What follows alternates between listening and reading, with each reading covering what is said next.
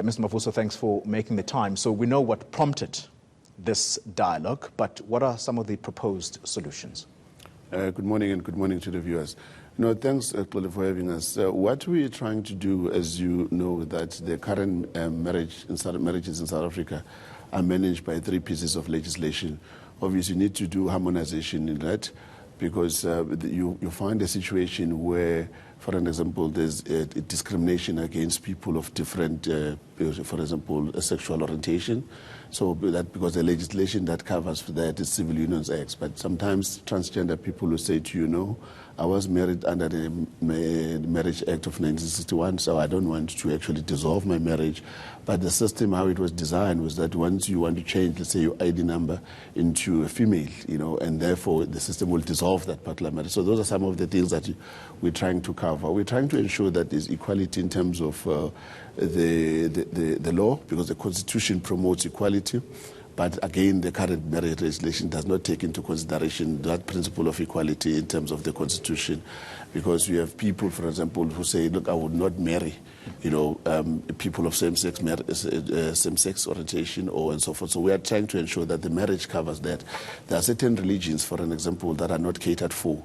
If someone is Muslim or Hindu, for an example, they will have to get married under that Marriage Act, which was a Marriage Act that was driven by a Christian value system rather than the other way around. So those are the kind of things. Also, you have in the new policy the role of, for an example, traditional authorities, what will be their role in this parliament. We've got also people who get married under customary law.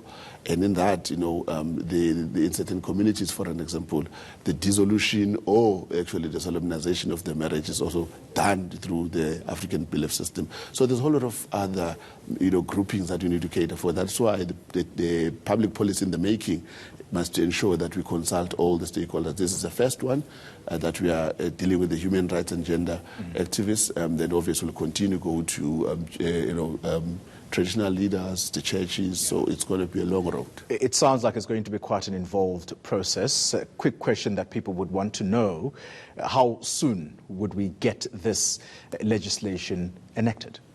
Well, the first thing is that the current marriage legislation in the country was not done in a manner that follows public policy making, because first of all you need to have an overarching policy that will then give rise to a legislation.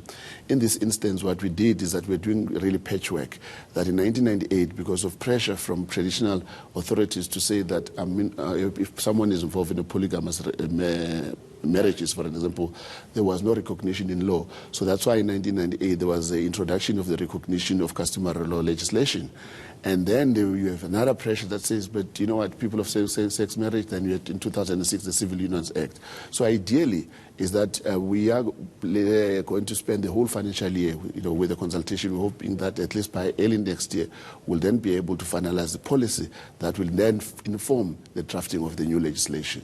Before I let you go, Acting DG, the immigration issue, it remains a sore point, I think, particularly for the Johannesburg Mayor, Herman Mashaba. He says your department is failing dismally in ensuring that foreign nationals who come into the country are properly documented. What are you doing about it? Well, it's quite an interesting comment that you place everything at the door of Home Affairs. First of all, you'll recall that post-1994, there were policy decisions that were made. One, to waive visa requirements for people from the neighboring countries. Two, there was international pressure that you must even switch off the electricity on the borderline, on the fence that was looked at. So those were serving as deterrent. Also, people who used to live, alongside the borderline, they were part of the commandos. The Defence Force was there to ensure that, it's a whole of society, whole of government approach. Because even the farmers in the Defence Force were living at us, they were contributing to managing the borders that are now called porous borders. So that's the first thing. Now, what we are now seeing there is a culmination of the policy decisions that were made at that particular time. Now they're impacting, on society. But what we are doing as Home Affairs is that, one, we are giving people who are supposed to be in the country correct documentation. Those who are in the country, obviously, we need to round them up, deport them, but it doesn't help because you deport and then they come back until we make a decision around Border Management Authority to say that the borderline, which is currently secured by the Defence Force, we need to tighten that part. We need to ensure that the physical infrastructure in the borderline is actually fixed so that people cross at the designated port of entry. Because our responsibility currently as Home Affairs is to administer people at the port of entry, not the borderline, which is the responsibility of the Defence Force. Mr. Mavuso, thank you very much for making the time to talk to us this morning. He is the Acting Director General in the Home Affairs Department.